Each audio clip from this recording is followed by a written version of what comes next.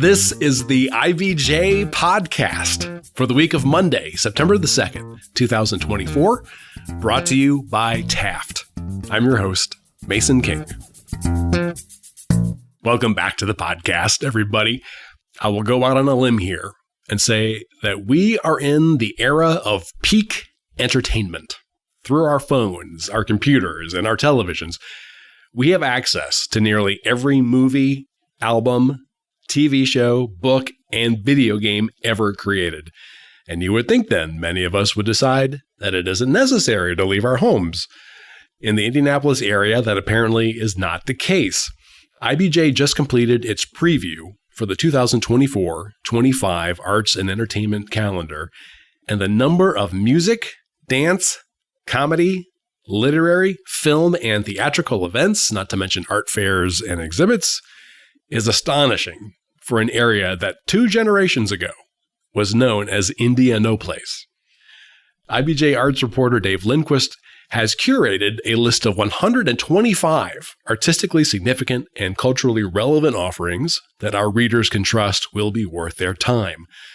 Looking at this list, we can learn a lot about how the arts and entertainment ecosystem in central Indiana has changed.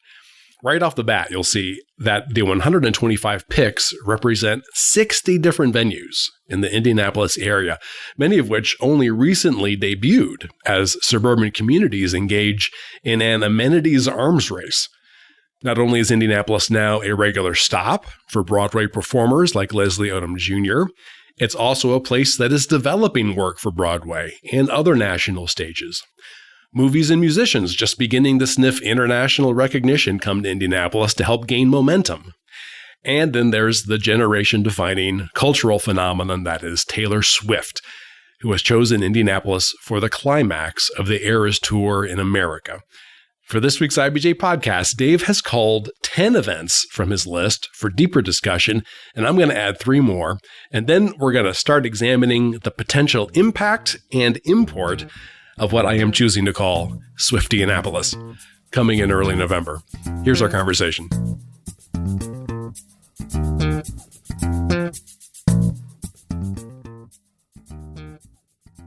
It's my pleasure to welcome back to the podcast IBJ Arts reporter Dave Lindquist, who took on the Herculean task of curating a master list of 125 culturally significant, thought-provoking, and enjoyable, dare I say, enjoyable exhibits, concerts, and theatrical productions in the 2024 and 25 season.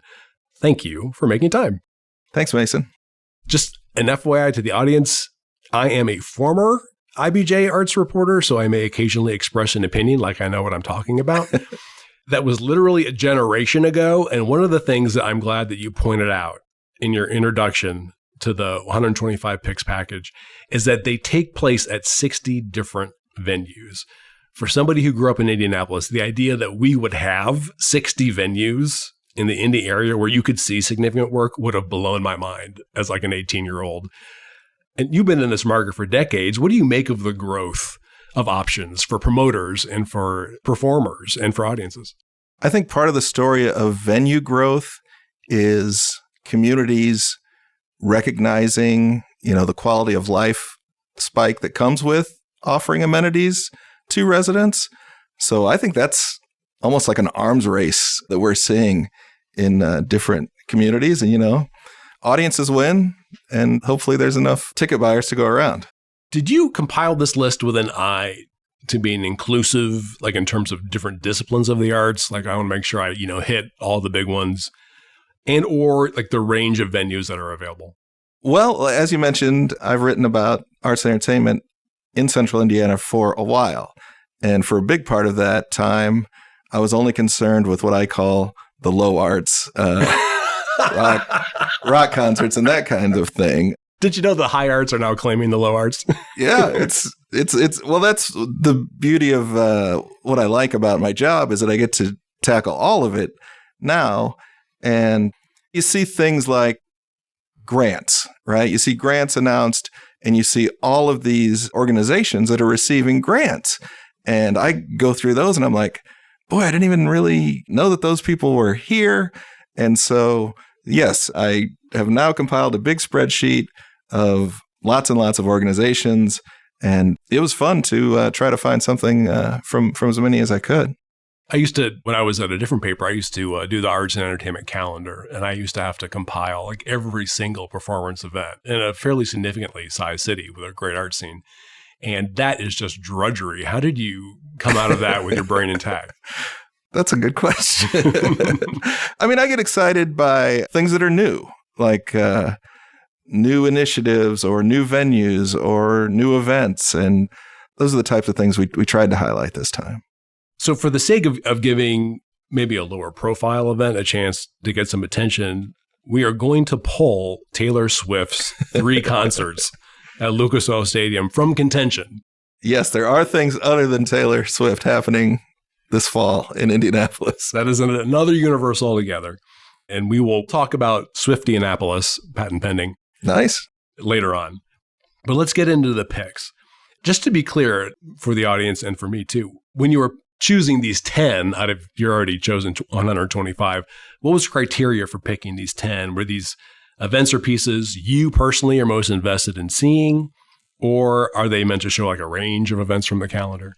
I would say that I can't make everything. I don't make it out of the house to see everything, but certainly I like to nudge readers toward things that I think will be the best bet. And the 10 items to talk about on the podcast are, again, kind of dominated by new things that wouldn't be on the calendar in 2023-24 because nobody even thought of them. Well, okay. Well, let's just jump right into it. In no particular order, I'm guessing. That's true. What are you suggesting for our readers? So there's a brand new event called Playfest Indy, which is organized by the New Harmony Project. New Harmony Project is an organization that's based in Indianapolis, but doesn't have the highest profile in Indianapolis because what they do is they host workshops for playwrights in New Harmony, Indiana, which is down by Evansville. That's a whole nother podcast. We could talk about New Harmony. It's a pretty interesting place where not one, but multiple utopian groups tried to make a go of it. And today, New Harmony is a big arts town, but they have some new leadership at the New Harmony Project, and they're going to throw a new event this September called Playfest Indy, where they're going to have 8 playwrights have public readings of works in progress, and 8 professional Indianapolis theaters are involved, like they're sponsoring stories that kind of fit their mission. So September 13th through 15th at various sites, including the Phoenix Theater Cultural Center, people can go see these readings. A couple of stories that caught my eye: a new play about the 1921 race massacre in Tulsa. There's another play that's based on Malcolm X's final hours. The name of the work is called Audubon, and that was the name of the theater where he was assassinated. So what's really cool about this whole project, I think, is the collaboration of these 8 theaters and the playwrights who are national. Looking ahead, I talked to Jenny from New Harmony Project, and she said, there's already a theater that I want to add next year, and the long-range plan is to bring Indiana playwrights into the event. Oh, these playwrights aren't necessarily Indiana playwrights, but they are communing, if you will, yes, New Harmony to develop these plays. Yeah. So, New Harmony has like a 30-plus year track record of inviting playwrights from around the country. And actually, can we bounce to number 10 on our list? Yeah, let's go.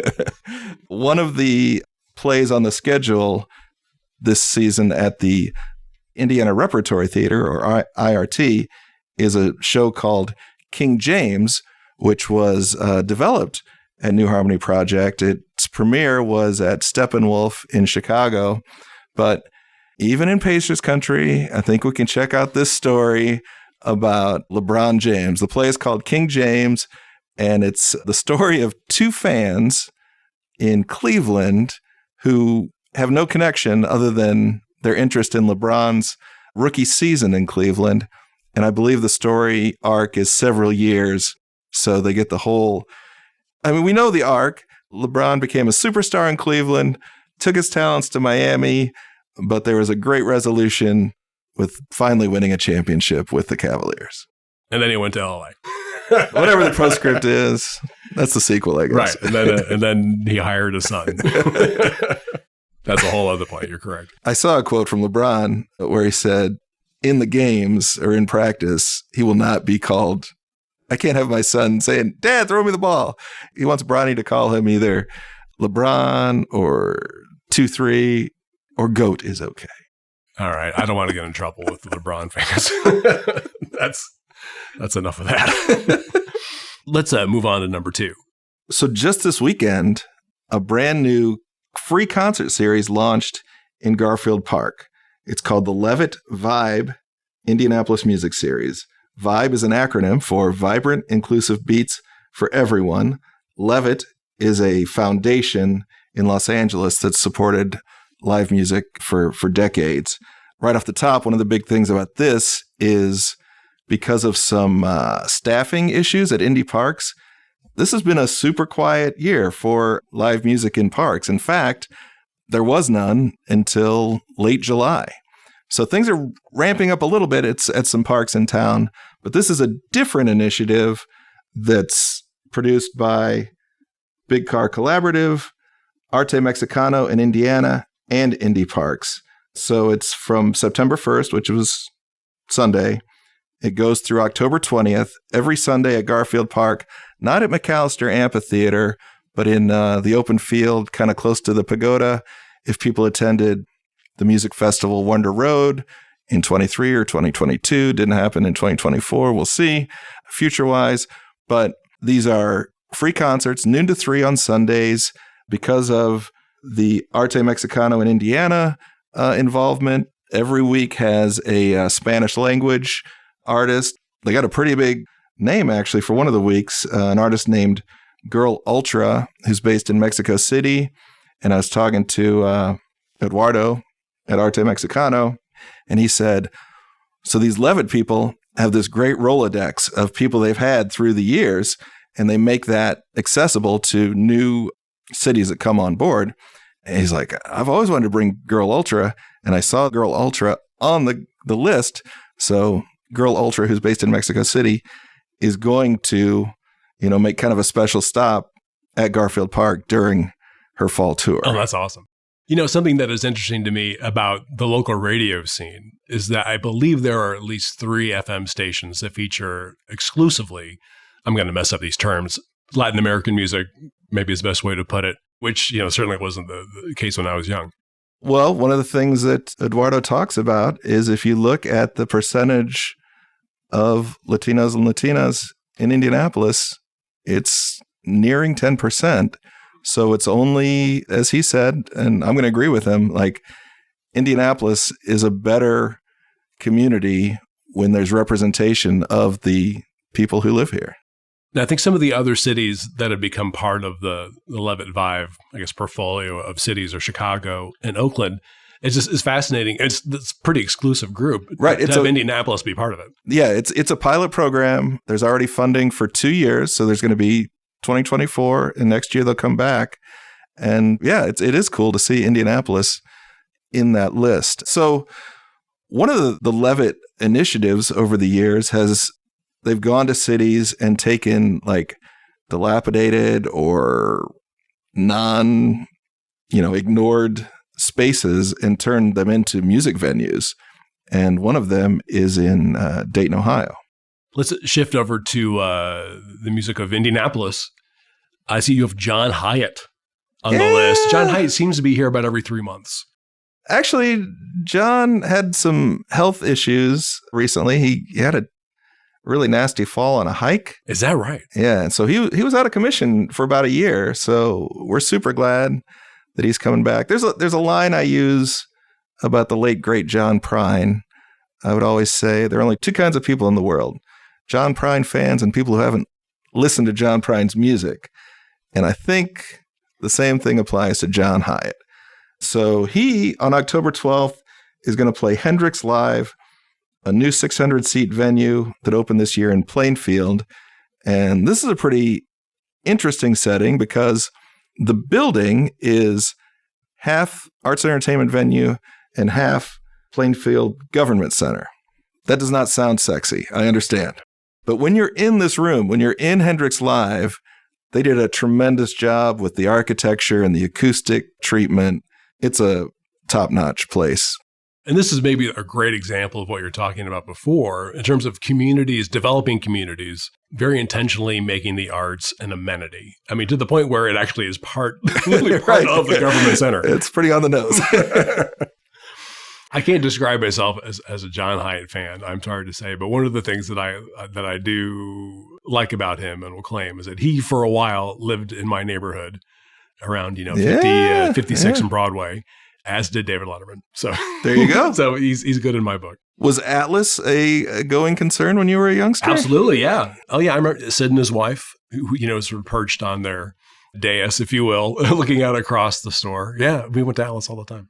Well, John has told me about being a teenager and somebody in their friends group had a hearse and they would pile in the hearse and go down to Monument Circle and dream about whatever they were going to get into. He makes it sound very romantic. Oh, good. Well, maybe we'll check that out when he plays here again. Fourth, well, maybe it's better that you describe this because this is definitely kind of a hyphenate here. Kate Nash. So the new is the venue. The folks that own the Vogue venue, they're a group called 45. They are the people who also run the Rock the Ruins summer season at Holiday Park. And they're just getting rolling with a new baby venue next to the Vogue, which people know as the old Crackers Comedy Club. In fact, the Crackers neon sign continues to reside on that exterior wall. But I soon will write more about this. I'm going to talk to the folks at 45 about this. But Turntable is a new venue. And I think our colleague Mickey has probably talked on the podcast about the new venue that's planned near Gainbridge Fieldhouse. Yeah, just a couple weeks ago, yeah. And what's the capacity of that one? Like 4,000? I want to say about 4, yeah. So Turntable is much smaller, but these different slots of capacity speak to what our city can be in terms of attracting different artists at different levels of popularity. And it's the old story of like, oh, if I'm an artist and I come to town and I have a great experience playing your 125-seat room, I'm more inclined to come back and play your 400-seat room and just kind of climb the ladder. And that's been one of my favorite things of covering concerts over the years is seeing artists kind of climb the ladder of venues and have more of a connection with Indianapolis than, oh, I blew up on TikTok and now I'm playing the Egyptian Room. So again, the artist here is Kate Nash. Oh, well, Kate Nash, I picked her. Like I said, the venue is just kind of dribbling out a few shows, but I'm a big Kate Nash fan. She's a UK artist, actually has had some acting success. She was one of the wrestlers in that Glow series on Netflix. Gorgeous Ladies of Wrestling, which was a real thing. It was a thing founded in Indianapolis. I didn't know that. Yeah. That's amazing. And so what is she going to perform? Kate's going to perform her 9 Sad Symphonies album. 9 Sad Symphonies? Yeah. That sounds like a 24-hour event. She's a pop singer. A pop singer. Okay. Yeah, Okay. yeah. Let's move to number 5. I'm excited about Proof because Indiana Humanities, which has taken over in recent years the Indiana Authors Awards, it's an award that's announced, but there's not like really a physical event or component to it these days. But Proof, a Midwest Lit Fest, is a first-time event designed to bring together writers and readers to celebrate the state's book community. Number 6, we have a group I've never heard of before, Turnpike Troubadours. Turnpike Troubadours is a Americana / country / rock act that will come in answer to a future trivia question. Who was the first artist to play the 7,500-seat Fishers Event Center? New venue. Okay. Yeah, this show is on November 22nd. And this Fishers Event Center, if you've been around IKEA or Portillo's or the Yard, you've seen this joint rise near the intersection of 116th and 69. Yeah. So on the sports front, this arena is going to host the hockey team, a pro volleyball team, an arena football team, but they're also going to have arts and entertainment. And the first show is Turnpike Troubadours, long-running band Alabama is going to play this Holy venue mackerel. this fall. There's even some pro wrestling that's going to happen there. 7,500 seats is no joke. So Turnpike Troubadours, I assume they believe, has a pretty good built-in audience. That's the thing. In 2024, you can be a very successful music act with lots of people who want to pay to come see you and also be unknown to 90% of the public. It is the era of the niche performer, because one of the good things we can say about the internet is it democratizes accessibility to artists. Let's take a quick break so we can hear from our sponsor. This is the IBJ Podcast. Taft, today's modern law firm. With more than 800 attorneys in 8 primary Midwest markets and the District of Columbia, we provide solutions to the business issues facing middle market and emerging companies alike. We do this through a highly collaborative and inclusive team approach. Taft, the modern law firm. To learn more, visit taftlaw.com. All right, we're back with this week's edition of the IBJ Podcast and my conversation with Dave Lindquist about his picks for can't-miss arts and entertainment events in the upcoming season. Let's take a U-turn on the Turnpike, and we have an event at the Hilbert Circle Theater, which of course has been around for decades. What do you have there? This is an Indianapolis Symphony Orchestra event, and I could have picked a dozen from their calendar. But this one is important because it's the first official appearance of June Merkel, the orchestra's new maestro and music director. And he's conducting Beethoven's Seventh on January 16 through 18. What do we know about June Merkel? He has an impressive resume. He's led orchestras in France, Spain, Taiwan, Malaysia, and his home country of Germany. And he has strong ties to the ISO, serving as their artistic advisor since 2021. I mean, he helped bridge the exit of Urbanski. Yeah. And sometimes when you're looking for a talent search, the right person is with you all the way. That's the guy that was helping you all along. Yeah. It reminds me, it's why Harrison Ford was cast in Star Wars, because he's doing a solid, I think, to George Lucas. And reading the part of Han Solo just so they could test out actresses. And in the end, they're like, you know what? You're really good at this. Why don't you just play the role? I like your example. The one that I was thinking of was Dick Cheney leading the VP search. That's an even better one. That's great. So I assume then that June has probably performed with the symphony before. Yes, he has. Yeah, one of the guest conductors. Yep. Okay, now for the 8th pick on the list, we have the Indy Jazz Fest, which, as you alluded to before, is one of the events that is annual, but I mean, usually packs a lot of surprises. Yeah, Indy Jazz Fest has been around a long time. I remember covering the first edition in 1999 at Military Park and the IUPUI Library Lawn. I'm old. IUPUI is not IUPUI anymore, and the library lawn no longer exists.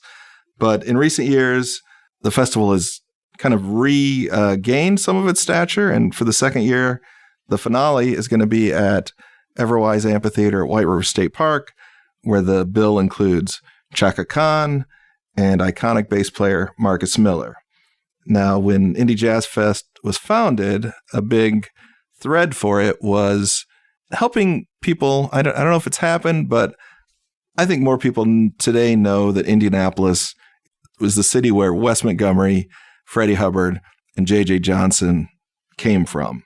So that's always been a thread of Indy Jazz Fest. And this year, there's a centennial tribute to J.J. Johnson, who was a trombone master. And I played trombone when I was in junior high. Hey, I played trombone in 5th grade. Mason, I've always said that I've never met a trombone player I didn't like. That is the fact. That is the fact. I've known many great trombone players. So again, this will be at the Everwise Amphitheater, White River State Park, and there will be other events for the Jazz Fest, like the Jazz Kitchen and at the Cabaret, for example. Yep. The finale is on the 28th of September. Okay, and that's where we would see Chaka Khan. Yes. Another annual event, the Heartland International Film Festival, just by definition, it's always different. What are you looking forward to this year? Well, this is a pick made on past knowledge. It's too early to know what the Heartland Film Festival will present October 10th through the 20th, but their track record of giving Indianapolis an early look at Oscar season, award season blockbusters is really strong. I mean, in recent years, The Holdovers, Anatomy of a Fall, King Richard, and Parasite all played Heartland. Greg Sorvig over at the festival is a relentless pursuer of bringing prestige films to Heartland. And like I said, I don't need to know what the films are, but you're going to want to go to Heartland. And then for number 10, as we discussed before, you have King James at Indiana Repertory Theater. Yes, the IRT, last season's big new-ish thing was they produced a musical, Little Shop of Horrors. That was the first musical on their schedule for about a decade. And it took, because the first show this season is also a musical, the 25th annual Putnam County Spelling Bee. So that opens the season. And in January, King James is presented. There's also, I'm going to bring in 11, 11A or 12. Oh, sure. Here. If you want to double up your basketball theater experiences, King James runs from January 14th to February 9th at the IRT. Over at the Phoenix Theater Cultural Center, from January 17th through February 2nd, they have a show called Flex. Flex is a show produced by Summer Performance Indianapolis at Phoenix Theater Cultural Center. And this story is based on a 1990s high school girls basketball team in rural Arkansas. The fictional team of high school champions is led by point guard Stara Jones. This is a fictional story. Yes. Okay, fictional story. Okay. So that's there as well. That's super interesting, because you think about basketball as being too athletic to stage. I mean, the scope of the game is too big. But we had... Well, it takes me back to NBA All-Star Weekend. Exactly. Crispus Attucks had that great story. I don't think you can fill enough videotape of bad basketball on filmed entertainment. I mean, there's a lot of bad basketball on TV shows and movies. But stage sets and producers and directors, they can make great things happen. In this day and age, I will expect them to pull it off. Okay, so we have 10 and one extra. It escaped my mind. I have 3 picks based on the master list. Thankfully, you didn't cover any of them. Nice. Now, these are things I am interested in seeing, and I am most likely to actually go to, which means probably number 1, that my wife also would want to go, and 2, we can afford it. There are some things on this list that, for folks who are trying to save enough money for a new roof, we can't afford. Now, the first one is a kind of ad hoc group called Beat, and they are playing at the Murat Theater on October 30th. Yeah. Murat Theater, Old National Center. This is an amalgamation of the former members of King Crimson and a later incarnation of King Crimson, not the 60s, but this was like the early 80s. Early 80s prog rockers. We have Adrian Belew, for folks who are fans of that time will know who that is. Tony Levin, guitarist Steve Vai, which a lot of folks in Indianapolis know, and the Tool drummer from the band Tool, Danny Carey. And they are going to perform songs from the early 80s King Crimson albums, my favorite of which was 3 Are a Perfect Pair. I probably spent about a year listening to that in my sophomore year of college. So I am into that. And one of the reasons why I want to see this is because I missed Adrian Belew and Jerry Harrison of the Talking Heads on the recent tour, where they play a bunch of Talking Head songs, but specifically the Remain in Light album. I have been kicking myself ever since. I don't know what happened. I was tired or I was being frugal that day, but I've heard nothing but amazing things. So I want to check that out. And Adrian has good Midwestern ties. He lived in central Indiana for many years. Are you serious? Yeah. I didn't know that. Yeah. But I mean, Robert Fripp is not going to be here, but the 4 that the way you just framed that is super interesting, because if you a Talking Heads fan would want to go. Tool has tons of fans in Indianapolis, and that band does not play here very often. Steve Vai is a whole nother niche, and Tony Levin holding it down. Played with Peter Gabriel, right? Yeah, he's done it all. It's great for nerds, of my age. The second one is the Circle City Classic Parade. Yeah. September 28th. My wife, huge band geek. And I love a parade. I can't believe I just said that. But Circle City Classic, obviously, is a football game played traditionally between 2, historically black universities. They have a parade. that, I mean, typically is off the hook or off the chain. I'm going to get in trouble for using it. I'm going to get in trouble for using both of those terms. And otherwise, we'll energize the streets of downtown. It is always a great time. And it's a showcase for great marching band music. So that, again, September 28th, downtown, Circle City Classic Parade. And my third choice is a play called The Humans. And that is all the way into April and May at, this is probably the third time this has come up, the Phoenix Theater Cultural Center. Is being presented by American Lives Theater, which is a local company. They specialize, surprisingly, in American plays.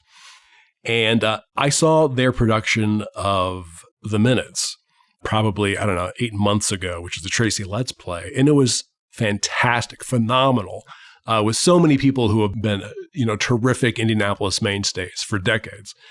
So I'm super excited to see this. I actually do not know much about the play, but I do know that it won the Tony for Best Play in 2016. The playwright is Stephen Karam. Hopefully I'm pronouncing that correct. And there actually was a film adaptation of The Humans. I'm not familiar with that either. I would much rather see it on stage, to be honest with you.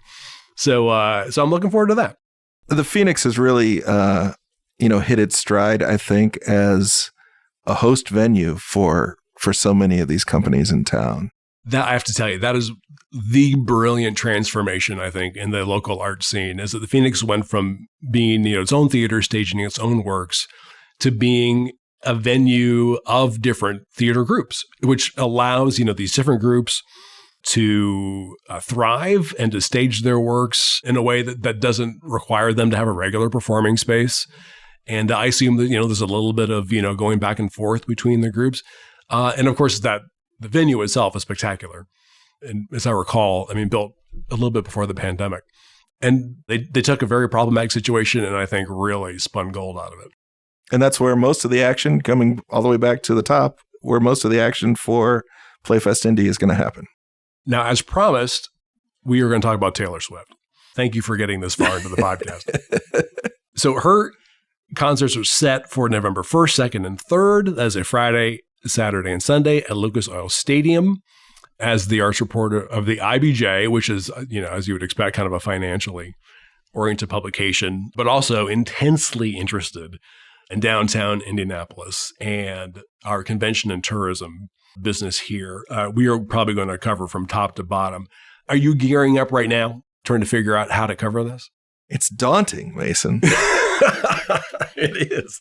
It is. There's a lot to cover there. So the first time I saw Taylor in concert, I'm pretty sure it was her first Indianapolis appearance. She was the opening act on a show at Gainbridge Fieldhouse where George Strait was the headliner and Ronnie Millsap was the middle act.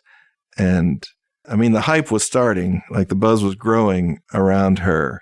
But to see what her career has become and the interest in her career. So the last time she was in town, she was on the Reputation tour and she played Lucas Oil Stadium one night, set the then record for most attendees in that room for a show.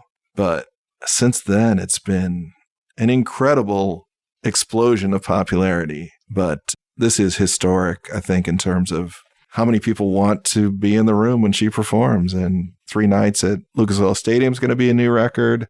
And these are the final United States dates of this Eras tour, which is, spanned the globe and made all kinds of headlines. I think after here, she goes to Canada, but who cares? Something that we have. Wait a second. That's where she's going to next, saving the best for last. This actually is adjacent to, I think, one of the interesting stories that we haven't devoted much time to, just in general, are the number of acts, kind of like legacy acts, who I suspect saw what was happening with the Eras tour and said, I'm going to go out on the road and I'm going to do a giant tour because apparently there's a ton of discretionary money out there and people just want to go see music that they know. And many of them have failed. And I don't mean to pick on J-Lo, but that is probably the easiest analogy, where we have a female artist who has been active for, much longer than Taylor Swift, who has a catalog of big hits, was going to come out and do a big arena show where you get to see all the hits, and there just wasn't the interest. that there's something specifically about Taylor Swift in this moment in time and in this moment in her career and what she has meant, I'm going to say cultural zeitgeist, and I kind of mean it, what she has meant to, a generation of women, a couple of generations of women that has made this work that I don't think is replicable. I would agree. And just to bounce back to the Jennifer Lopez question, her scheduled appearance in Indianapolis was going to be her first ever show in this town. So that kind of calls back to what we were talking about earlier about a city that has a breadth of venues and sizes and how an artist can play multiple venues over the years and build a bond with the fans. Her bond, Taylor Swift's bond with her fans is just something that in my long life, I don't think that I've really ever seen. And it's everything just hit in at exactly the right time. It's probably something that Taylor Swift will not ever be able to do again. Right. That's going to be an interesting conversation with her team. Like, what now? Yeah, exactly. What now? And I'm sure, knowing Taylor, that she has a lot of ideas. It's funny when you're talking about when she first kind of hit the scene, when she first became a notable artist, she was featured on 60 Minutes. And I think it was Ed Bradley. Beautiful guy, but not the guy that maybe you would have covering Taylor Swift. And the piece itself was a little, had a little kind of a patriarchal, patronizing tone to it. Like, oh, this little girl writes her own music and she really seems like she's in charge of her career. He was dead on. At the time I was like, what? Why is this a story? He was absolutely 100% dead on. This woman had an amazing degree of control over her career and it was evident so early on. We will see what happens. Just to let the folks know, again, an indication of the popularity of Taylor Swift. Tickets, of course, sold out in some sort of weird, like double-blind lottery that I didn't understand when they first became available. They're being sold on the secondary market, not in great numbers. I would say that from my research that there are fewer than 300 tickets available for each show. My goodness. On the secondary market. And the prices, you're looking at just to get one person in the door, minimum $2,000. And that's anywhere in the stadium. Like the nosebleed versus the floor, there's not a lot of difference in how much people are asking right now for tickets. Well, there's a two-edged sword to this event because for the Visit Indy people and people who own hotels in town, the people who are coming from everywhere to these shows. The not so great part of that is of the, what are we talking, like close to 180,000 people over those 3 nights. I honestly don't know how many people from central Indiana will actually even be there. Yeah, that's fascinating. I hate to ask this. This is the worst kind of like bandwagon jumping. But it occurs to you, in the middle of Caitlin Clark fever, what are the chances that Caitlin Clark makes some sort of cameo during the show? And I'm going to point out that the WNBA playoffs will be over by that point. She will be available, presumably. Does Taylor do that in a show like this, which, in some ways isn't choreographed down to the very last millimeter and last millisecond? No. When she was in LA, I know she had lots of guests. I remember a Gainbridge Fieldhouse date where the band Perry just popped up and did a couple of songs with her. And there is precedent for Caitlin hopping on stage. Jordan Davis is a country singer, and when he played Everwise a few weeks ago, Caitlin and Lexi Hull came on at the end of the show and sang, quote unquote, with Jordan. Now I've seen Andrew Luck hop on stage with MGMT, and I think Andrew played a big cowbell that night. And Peyton Manning is a big time country fan, and he can sing. Caitlin's not a singer, but I think she likes music, and I think it would be cool if she showed up at this Taylor show. I think it'd be great if they could make room for her somehow, and not like embarrass her, like, hey, take lead vocals here, but allow her just a second. Just this week, I was lucky enough to attend the Pearl Jam show out at Ruoff Music Center, and just out of the blue, Pearl Jam dedicated a song to Caitlin Clark. Good Lord. Yeah. That's amazing. It's going to take us several months to digest Clarkonomics and Caitlin Clark fever. Yeah. Amazing. It's fun. Yeah. It is the best. Well, awesome. Well, thank you so much for sharing your insight here. And then if I go to any of these events, I will let you know. I will give you a full critical assessment. Yeah, I hope a lot of people go out and check out this stuff. Thank you. My thanks again to Dave Lindquist. And again, you can find his master list of 125 arts and entertainment picks at IBJ.com and in IBJ's August 23rd print edition. And folks, before you get on with the rest of your week, there are a few stories from this week's issue of IBJ I want to draw to your attention. First up, the Butter Fine Art Fair has succeeded in drawing national attention to work by Black artists from Indiana, but it also has allowed some Black artists to grow their careers here instead of leaving for the coasts. Dave Lindquist has more on the way Butter's benefits have spread. Also in this week's issue, Mickey Shuey and Kate Sharon ask the candidates for governor how they will handle future development of the controversial LEAP Research and Innovative District in Boone County. And Susan Orr breaks down the legal battle between the co-founders of Carmel-based tech consultancy and Vista. And again, you can find these stories in the latest print edition of IBJ or online at IBJ.com. I will say it is quite a bit easier to access all of the latest business news and all of IBJ's data on Central Indiana's business community and economy if you're a subscriber. We're running a promotion right now that gives you complete access for $1 per week for 3 months, just to get a sense of how valuable and original our content is. Just go to IBJ.com and click on the subscribe button. And thanks again for making time this week for the IBJ podcast. I'm Mason King. Hang in there, everybody. We'll be back again next week.